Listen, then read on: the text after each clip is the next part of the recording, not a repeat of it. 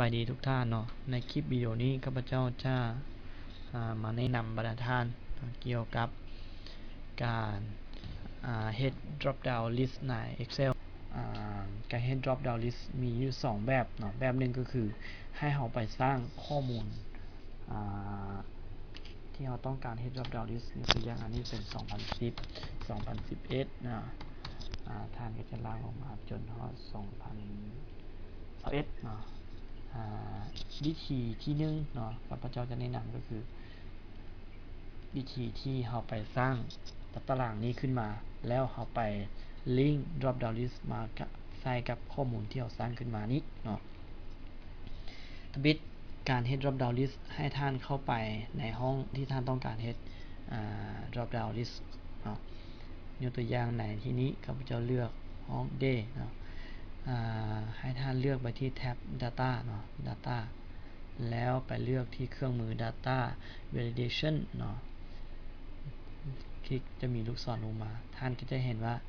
data validation เนาะท่านคลิกไปที่นี้ท่านจะได้เห็นข้อมูลหน้าต่างตัวนี้ออกมา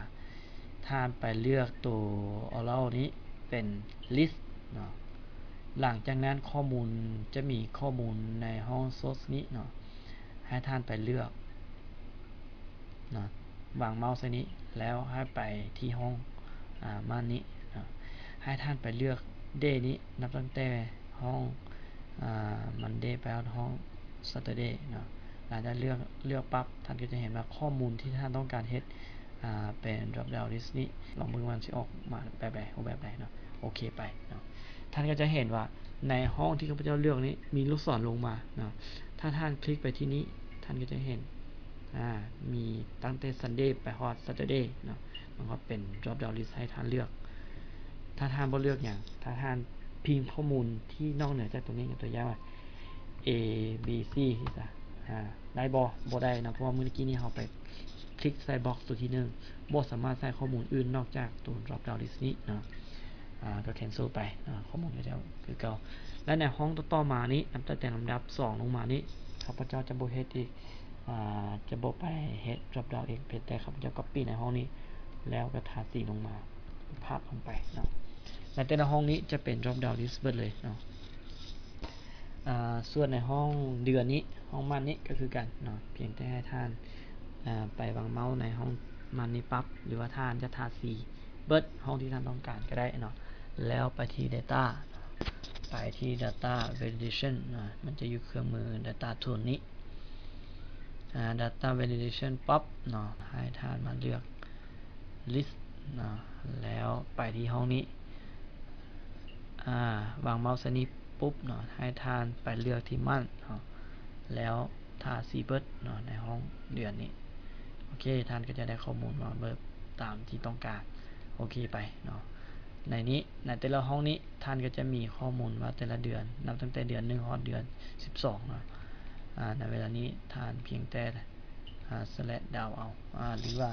ในแต่ละห้องนี้เนาะถ้าท่านพิมพ์ตัวอย่างว่ามันนี่ถ้าท่านพิมพ์ถูกมันก็จะข้อมูลให้ถ้าท่านพิมพ์บ่ถูกTuesday มี S ตัวอย่างมันก็จะบ่อนุญาตให้ป้อนข้อมูลอื่นเข้าไปตัวนี้ก็เป็นการ head drop down list ใน Excel เนาะในห้อง year นี้ก็เช่นเดียวกันเนาะข้าพเจ้าก็จะสาธิตไว้ให้ท่านเบิ่งเนาะ